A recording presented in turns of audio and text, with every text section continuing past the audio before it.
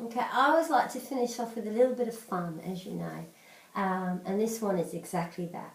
It's something that some of you will find easy, some of you will not find quite so easy, and it's more about how flexible your spine is. So some of us just don't have that flexibility just yet.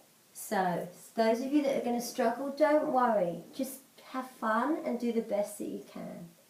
Okay, all we're going to do is rolling like a ball. So you're going to literally balance on your bum, hug the knees like a nice Olympic diver, have your forehead velcro to your knees. Now scooping around your body. All you're going to do is breathing in and breathing out.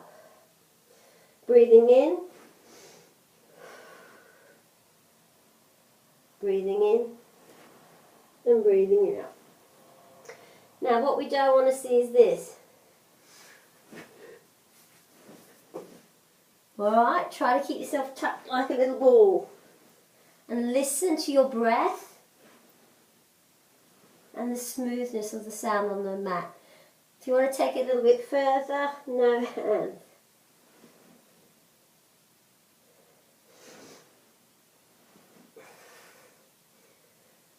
Yay! Done. Let's go and have some tea.